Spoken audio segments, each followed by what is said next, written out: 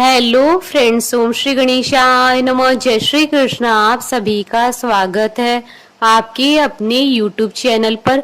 Friends, आज हम आपको इस वीडियो में बताने जा रहे हैं आषाढ़ मास की कृष्ण पक्ष की योगिनी एकादशी व्रत की पौराणिक व्रत कथा, पूजा विधि, शुभ मुहूर्त, महत्व, नियम और योगिनी एकादशी के दिन किए जाने वाले उपायों के बारे में।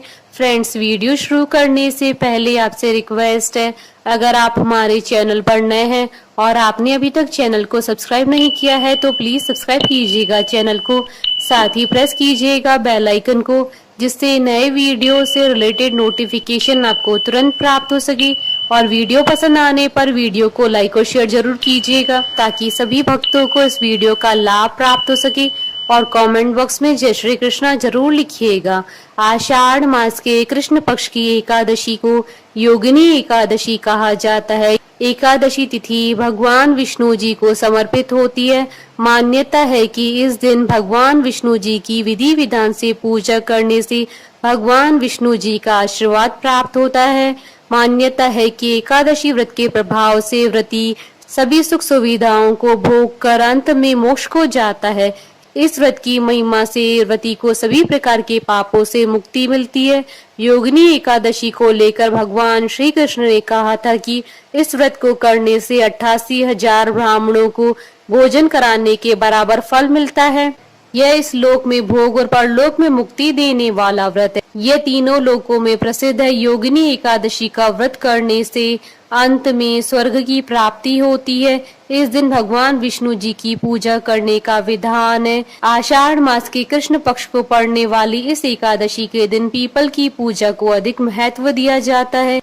इस एकादशी का व्रत करने से समस्त पाप नष्ट हो जाते हैं और पीपल के वृक्ष को काटने जैसे पाप तक से मुक्ति मिल जाती है। इस व्रत के प्रभाव से किसी के दिए हुए श्राप का निवारण होता है। यह एकादशी देह की समस्त आदि व्याधियों को नष्ट कर सुंदर रूप, गुण और यश देने वाली होती है। योगिनी एकादशी का व्रत करने से जीवन में समृद्धि और आनंद की प्राप्ति होती है। यह व्रत तीनों लोकों में प्रसिद्ध है। फ्रेंड्स, अब आइए जानते हैं साल 2025 की योगिनी एकादशी के शुभ मुहूर्त के बारे में। हिंदू पंचांग के अनुसार साल 2025 में योगिनी एकादशी का व्रत 21 और 22 जून 2025 शनिवार और रविवार के दिन है। 21 जून 2025 को योगिनी एकादशी स्मार्त व्रत रखा जाएगा, जिसे गृहस्थ रखते हैं, और 22 जून 2025 को योगिनी एकादशी गौण व्रत रखा जाएगा, जिसे वैष्णव व्रत के नाम से भी जाना जाता है। आषाढ़ कृष्ण एकादशी तिथि प्रारंभ होगी 21 जून 2025 को सुबह 7:18 पर और आषाढ़ कृष्ण एकादशी तिथि का समापन होगा 22 जून 2025 को सुबह 4:27 पर। योगिनी एकादशी स्मार्त व्रत के पारण का समय रहेगा 22 जून 2025 को दोपहर 1:52 से शाम 4:38 तक। पारण तिथि के दिन हरिवासर समाप्ति का समय रहेगा सुबह 9:41 पर और योगिनी एकादशी वैष्णव व्रत के पारण का समय रहेगा 23 जून 2025 को सुबह 5:34 से सुबह 8:24 तक। पारण के दिन द्वादशी सूर्योदय से पहले ही समाप्त हो जाएगी और इस दिन त्रिपुष्कर योग का शुभ मत संयोग भी बन रहा है। त्रिपुष्कर योग का प्रारंभ होगा शाम 5:38 से अगले दिन सुबह 1:21 तक। फ्रेंड्स, आप हमारे चैनल पर ज्वाइन बटन को दबाकर हमारे चैनल के मेंबर भी बन सकते हैं। हम हमारे चैनल के मेंबर्स के कमेंट्स को टॉप प्रायोरिटी पर रखकर उनका रिप्लाई करते हैं। फ्रेंड्स, अब ये जानते हैं योगिनी एकादशी की पूजन विधि के बारे में। एकादशी के दिन सबसे पहले सुबह उठकर स्नान करने के बाद साफ और स्वच्छ वस्त्र धारण करके एकादशी व्रत का संकल्प लें। उसके बाद घर के मंदिर में पूजा करने से पहले एक वेदी बनाकर उस पर 7 दान उड़द, मूंग, गेहूं, चना, जौ, चावल और बाजरा रखें। वेदी के ऊपर एक कलश की स्थापना करें और उसमें आम या अशोक के 5 पत्ते लगाएं। वेदी पर भगवान विष्णु की मूर्ति या तस्वीर रखें। इसके बाद भगवान विष्णु को पीले फूल, ऋतु फल और तुलसी दल अर्पित करें। उसके बाद योगिनी एकादशी की व्रत कथा सुने और फिर धूप दीप से भगवान विष्णु जी की आरती उतारें। शाम के समय भगवान विष्णु जी की आरती उतारने के बाद फलहार ग्रहण करे, रात्रि में सोए नहीं बल्कि भजन कीर्तन करते हुए जागरण करे। अगले दिन सुबह किसी ब्राह्मण को भोजन कराएं और यथाशक्ति दान दक्षिणा देकर विदा करे। इसके बाद खुद भी भोजन कर व्रत का पारण करें।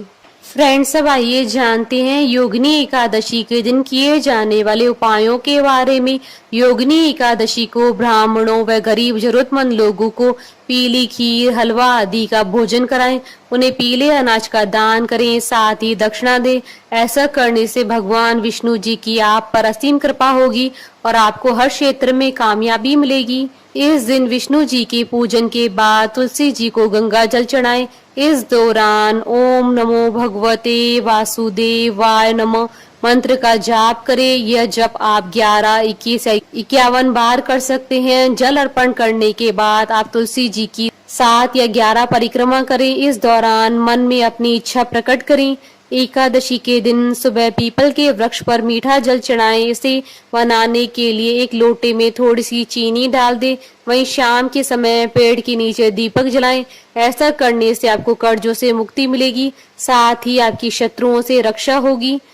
शास्त्रों के अनुसार यह व्रत तीनों लोकों के सुखों को भोगने वाला। इस दिन निष्ठा के साथ व्रत रखने, अन्न न खाने और गरीबों को दान करने से विष्णु जी प्रसन्न होते हैं। इससे आपको जन्म मरण के बंधन से मुक्ति मिलकर मोक्ष की प्राप्ति होती है। योगिनी एकादशी को भगवान विष्णु और माँ लक्ष्मी को खीर का भोग लगाना चाहिए। इससे भगवान प्रसन्न होते हैं और खीर चढ़ाते समय 2 तुलसी दल अवश्य डालें, क्योंकि बिना तुलसी दल के भोग अधूरा होता है। ऐसा करने से आपके जीवन में खुशियों की मिठास भर जाएगी। फ्रेंड्स, अब आइए प्रारंभ करें योगिनी एकादशी की पौराणिक व्रत कथा। धर्मराज युधिष्ठिर कहने लगे कि हे भगवान, अब आप मुझे कृपा करके आषाढ़ कृष्ण एकादशी की कथा सुनाइए। इसका क्या नाम है, महात्म्य क्या है, यह भी बताइए। श्री कृष्ण कहने लगे कि हे राजन, आषाढ़ कृष्ण एकादशी का नाम योगिनी है। इसके व्रत से समस्त पाप नष्ट हो जाते हैं। यह इस लोक में भोग और परलोक में मुक्ति देने वाली है। यह तीनों लोकों में प्रसिद्ध है। मैं तुमसे पुराणों में वर्णन की हुई कथा कहता हूँ, ध्यान पूर्वक सुनो। स्वर्ग धाम की अलकापुरी नामक नगरी में कुबेर नाम का एक राजा राज करता था।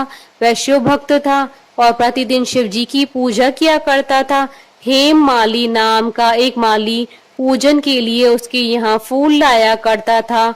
हेम माली की विशालाक्षी नाम की सुंदर स्त्री थी। एक दिन वह मानसरोवर से पुष्प तो ले आया, लेकिन कामासक्त होने के कारण वह स्त्री से हास्य विनोद तथा रमण करने लगा।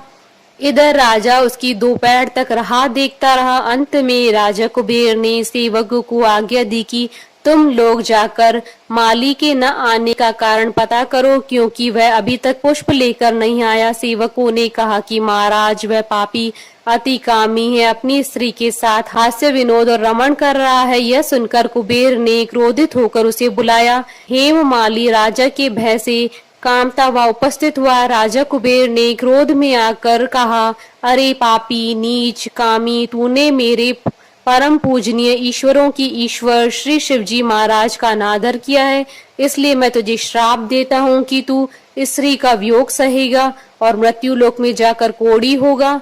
कुबेर के शाप से हेमा माली का स्वर्ग से पतन हो गया। वह उसी क्षण पृथ्वी पर गिर गया। भूतल पर आते ही उसके शरीर में श्वेत कोढ़ हो गया। उसकी स्त्री भी उसी समय अंतर ध्यान हो गई। मृत्यु लोक में आकर माली ने महान दुख भोगे। भयानक जंगल में जाकर बिना अन्न और जल के भटकता रहा। रात्रि को निद्रा भी नहीं आती थी, परंतु शिव जी की पूजा के प्रभाव से उसको पिछले जन्म की स्मृति का ज्ञान अवश्य रहा। घूमते घूमते एक दिन वह मार्कंडे ऋषि के आश्रम में पहुंच गया, जो ब्रह्मा से भी अधिक वृद्ध थे, जिनका आश्रम ब्रह्मा की सभा के समान लगता था। हेमा माली वहां जाकर उनके पैरों में गिर पड़ा। उसे देखकर मार्कंडे ऋषि बोले, तुमने ऐसा कौन सा पाप किया है जिसके प्रभाव से यह हालत हो गई है। हेम माली ने सारा वृतांत सुनाया। यह सुनकर ऋषि बोले, निश्चित ही तूने मेरे सम्मुख सत्य वचन कहे हैं, इसलिए तेरे उद्धार के लिए मैं एक व्रत बताता हूँ। यदि तू आषाढ़ मास के कृष्ण पक्ष की योगिनी नामक एकादशी का विधि पूर्वक व्रत करेगा तो तेरे सभी पाप नष्ट हो जाएंगे। यह सुनकर हेम माली ने अत्यंत प्रसन्न होकर मुनि को साष्टांग प्रणाम किया। मुनि ने उसे स्नेह के साथ उठाया। हेममालिनी ने मुनि के कथनानुसार विधि पूर्वक योगिनी एकादशी का व्रत किया। इस व्रत के प्रभाव से अपने पुराने स्वरूप में आकर वह अपनी स्त्री के साथ सुख पूर्वक रहने लगा। भगवान कृष्ण ने कहा, हे राजन, ये योगिनी एकादशी का व्रत 88,000 ब्राह्मणों को भोजन कराने के बराबर फल देता है। इसके व्रत से समस्त पाप नष्ट हो जाते हैं और अंत में स्वर्ग प्राप्त होता है। बोलिए भगवान विष्णु जी की जय, सनातन धर्म की जय। हमारे साथ इस वीडियो में अंत तक बने रहने के लिए आपका धन्यवाद। ओम श्री गणेशाय नमः। जय श्री कृष्ण।